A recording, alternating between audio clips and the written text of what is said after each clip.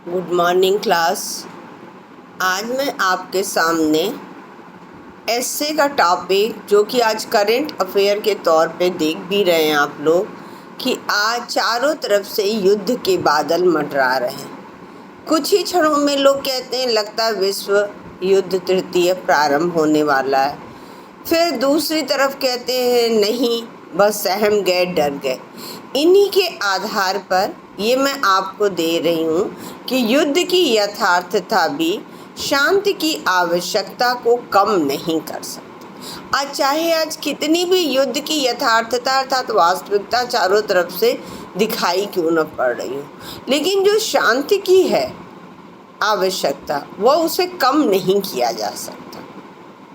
इस पर कुछ पॉइंट्स मैं आपके सामने रखूंगी और ये आपके लिए इम्पॉर्टेंट है कि आप इसमें और पॉइंट्स इकट्ठा करते हुए अपने लिए बोर्ड एग्ज़ाम के लिए तैयार रखिएगा। आप जानते हैं कि मनुष्य स्वभाव से ही शांति प्रिय है। उसे सुख, शांति, आनंद में जीवन व्यतीत करना ही उसके जीवन का प्रथम लक्ष्य होता है। किंतु सब कुछ होते हुए भी अगर हमारे आसपास अनेक प्रकार की परिस्थितियां आ जाएं, हमें लोग दबा करके, दास बना करके, हमारे जो सजाती हैं, हमारे जो आक्रमणकारी हैं, उनसे जब हमें उलझना पड़े, तभी हमारे मन में भी युद्ध की ज्वाला भड़क उठती है। अर्थात कहने का तात्पर्य यही है कि मनुष्य शांति प्रिय तो है, लेकिन शांति प्रिय होने के बाद भी यदि उसके आसपास अनेक प्रकार की परिस्थितियां आने लगें, अनेक प्रकार की बाधाएं, रुकावटें आने लगें, तब फिर मनुष्य जो है अपने मन को शांत नहीं कर पाता, बल्कि उसके अंदर भी युद्ध की ज्वाला भड़क ही उठती है। क्यों? क्योंकि आप सभी जानते हैं कि जो शांति मनुष्य को कायर तथा निर्बल बना करके चुपचाप उसे अन्याय सहन करने के लिए विवश कर दे, अर्थात कहने का तात्पर्य आपको सिर्फ अन्याय सहने की ओर झुकने दे, जीवन संघर्ष से छिपने की प्रेरणा दे। जब आप किसी दीन, दुर्बल, असहाय व्यक्ति को किसी अत्याचारी के द्वारा पीड़ित होते हुए देखकर भी आप चुपचाप देख करके आंखें बंद कर लेने की भावना हो, तो यह आपकी भावना क्या है? यह आपकी कायरता है। इस कायरता को आप चाहे कितना भी क्षमा, दया, उदारता का चोंगा पहना करके उसका रूप धारण कराने की कोशिश न करें, किंतु यह आपकी कायरता है। क्यों? क्योंकि किसी भी प्रकार की अशांति जो राष्ट्र की स्वतंत्रता का नाशक हो जाएगी, आपको क्या है, दासता की तरफ ले जाएगी, और वह न तो आपको प्रिय है और न किसी दूसरे मानव को प्रिय। कहा भी गया है ना, क्षमा शोभती उस भुजंग को जिसके पास गरल है, उसको क्या जो दंतहीन विषहीन विनीत सरल। अर्थात क्षमा, सहनशीलता, दया इत्यादि गुण भी उसी व्यक्ति को शोभायमान होता है जिसके पास शक्ति। अगर सर्प से लोग क्यों होते हैं? क्यों? क्योंकि यदि वह विषहीन हो जाए, यदि वह दंतहीन हो जाए, तो कोई भी उसे नहीं भयभीत होगा। इसीलिए कहे हैं कि जो मनुष्य यद्यपि शांति प्रिय है, मनुष्य चाहता है कि वह सुख आनंद से जीवन व्यतीत करे, लेकिन यदि वही गुण उसके लिए दास्ता बन जा रहे, तब वह युद्ध से अपने आप को नहीं रोक पाता। इसे आप कह दीजिएगा कि जब हम चुपचाप अन्याय को सहन करें, जब हम कायर हो जाएं, तब हमारी जो क्षमा, दया गुण है वह हमारी कायरता कही जाएगी। नेक्स्ट है आपने देखा है कि प्रकृति में भी समय समय पर, जैसा कि आपने आजकल देख ही रहे थे कि मानव ने इतना अधिक प्रकृति पर विजय प्राप्त करने की कोशिश की, उसे लगा कि प्रकृति तो उसके बस में आ गई है, लेकिन फिर देखिए प्रकृति में भी समय समय पर आंधी, तूफान, वर्षा इत्यादि क्रांति होती है। यद्यपि उससे धन जन की तो अपार, अब इसका दूसरा पक्ष भी देख लीजिए, धन जन की तो अपार क्षति होती है, लेकिन जो नष्ट हुए पदार्थ होते हैं उनसे पृथ्वी भी उपजाऊ हो जाती है और उपजाऊ होकर के उसकी उत्पादन क्षमता भी बढ़ जाती है। ठीक इसी प्रकार जो हमारे समाज में आलसी और अकर्मण्य हैं, इन्हीं आलसी और अकर्मण्य के कारण हमने इतने साल तक ब्रिटिश शासन झेला था। तो अब उन्हीं आलसी और अकर्मण्य लोगों में भी चेतना आ जाती है। इसीलिए हमने कहा कि हम भारतीय यद्यपि शांति प्रिय हैं, हमें युद्ध नहीं प्रिय है, हम तो विश्व बंधुत्व की संस्कृति को अपनाने वाले हैं, लेकिन हम अन्याय सहन करने के लिए तैयार नहीं हैं।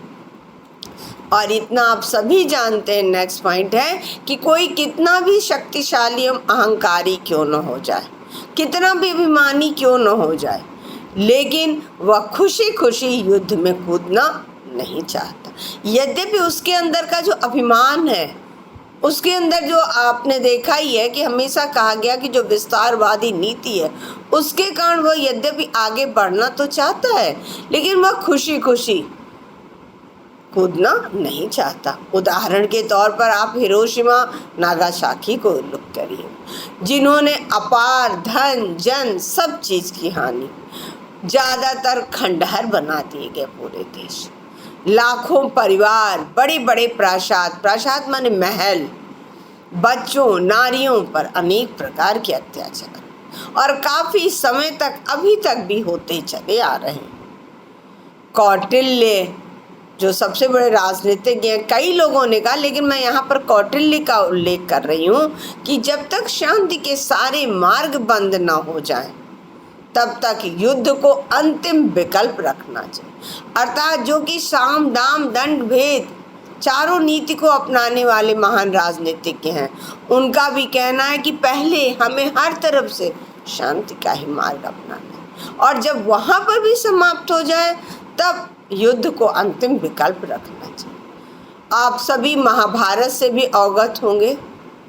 कृष्ण वह भी तो युद्ध नहीं चाहते थे, कई बार कौरवों को समझाने के लिए गए, यहाँ तक कि अंत में उन्होंने सिर्फ 5 गांव देने तक की भी घोषणा कराई, लेकिन अभिमानी दुर्योधन नहीं माना, और उसका परिणाम क्या हुआ यह आप सभी अवगत ही। उदाहरण कम से कम दीजिएगा और छोटे में दीजिएगा। अब ये नहीं है कि आप जैसे मैंने महाभारत का लिया या कौटिल्य का लिया या आप कहीं भी ऐसे लिख रहे हैं, तो जब आप उदाहरण डालने लगते हैं तो ये नहीं है कि उदाहरण कई मत डालिए, उदाहरण 1-2 डालिए और कम से कम 2 या 3 लाइन में उसे समाप्त कर दीजिए, ताकि आप अधिक से अधिक मैटर देना आपका उद्देश्य है, न कि आपका उदाहरण देना उद्देश्य है। नेक्स्ट है, युद्ध के कष्ट से पीड़ित मानव समाज क्या करना चाहे? संयुक्त राष्ट्र संघ की स्थापना कर।